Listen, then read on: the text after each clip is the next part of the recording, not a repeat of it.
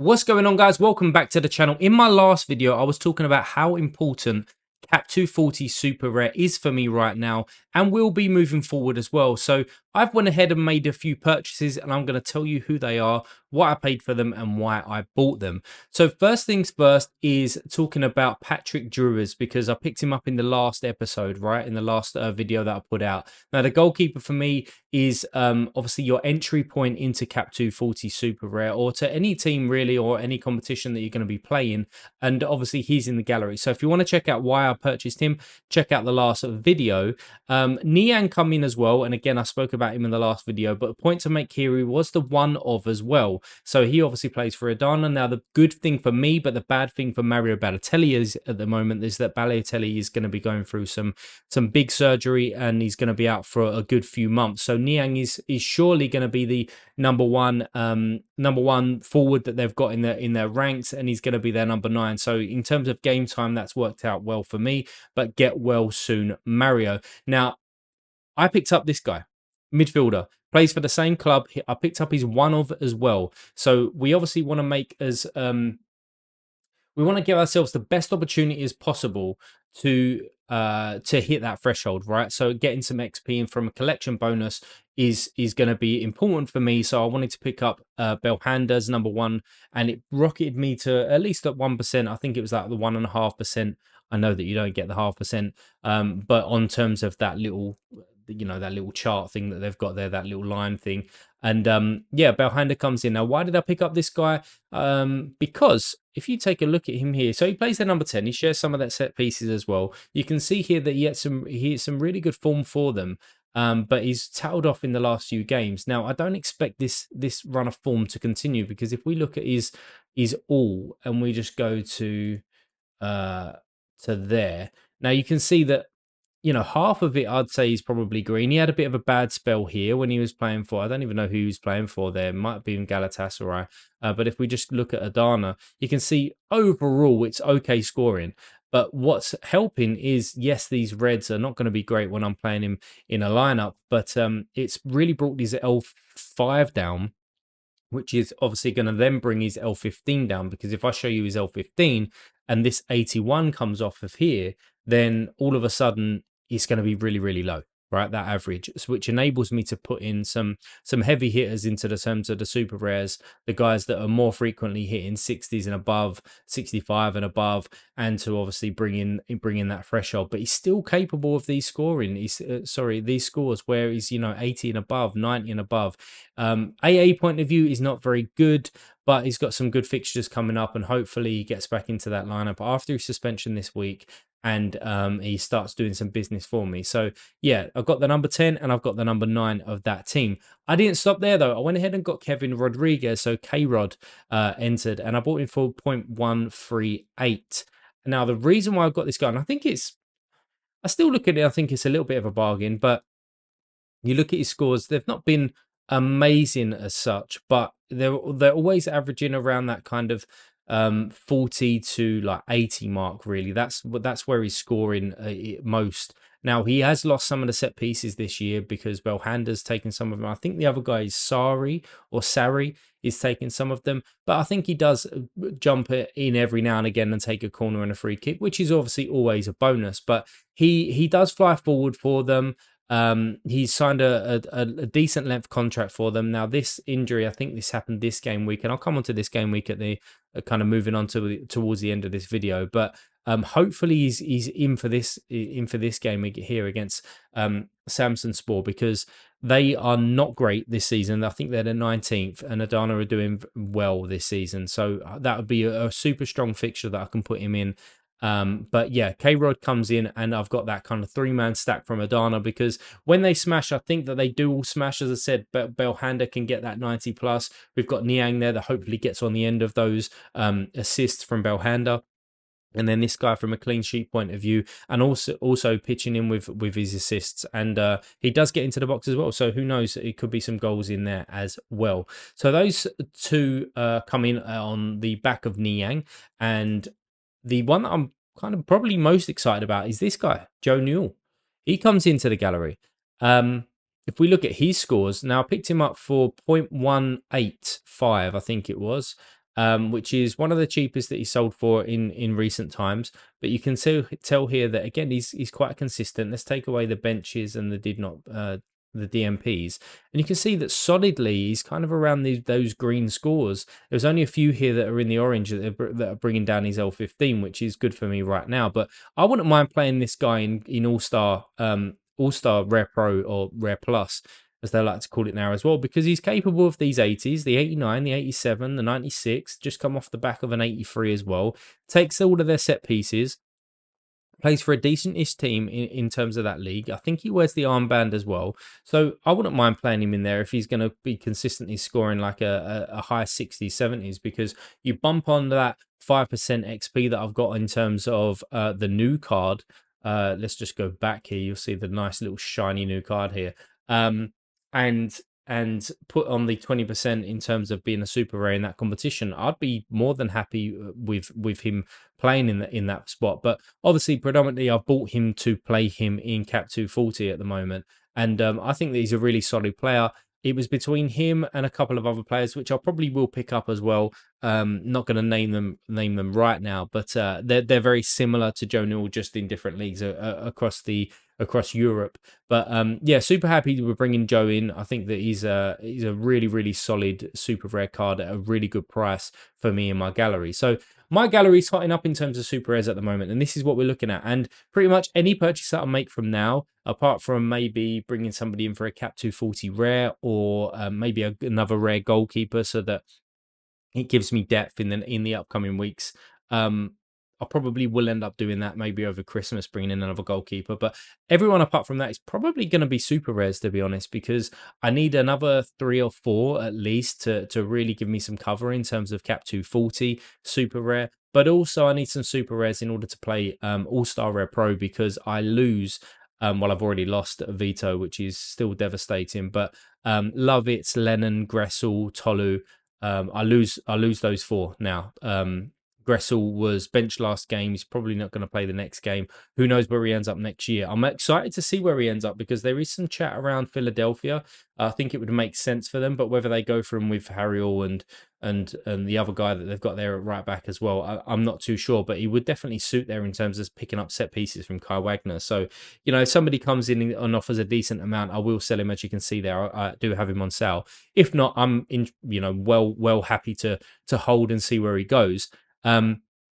But Tolu come off the back of a game last night, and Seattle lost that 1-0 to LAFC. So I do lose him. However, the good thing is with him is that, now that Sorare are covering the Africa Cup of Nations, I do have him playing in January, which is some great utility. But yeah, we've still got Machida, who plays obviously in Europe. And then we've got the 5 new super rares that I've picked up here. So I do need a few more if I want to be playing the competitions that I want to be playing in. So how did I get on this game week? I still have a player to play, but this is the best rare lineup that I've got out there at the moment. We've got Bayer Leverkusen keeping the clean sheet, and we've got Grimaldo coming up with another goal. This guy continues to deliver, which is superb, because he's such a good card. Now, I still think that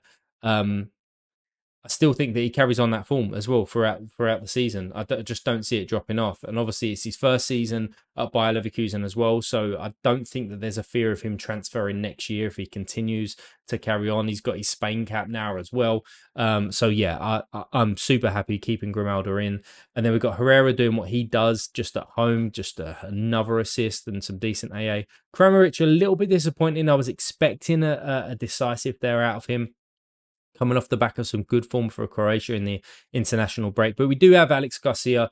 Hopefully he can smash it tonight when he plays. I've got that 5% bonus on him as well. So hopefully he can do something. And, I'll be looking at, I'll take a tier 4 here. If he can produce like an 80 for me, get that decisive, a nice little tier 4, add to the collection, or sell again and bring in some more reef. But this was the kind of main focus for me, was the Cap 240 super rare. By the way, if it sounds like I'm talking from my nose, it probably is, because I've been a little bit sick. Yeah, so if I sound like that, that's why I sound like that.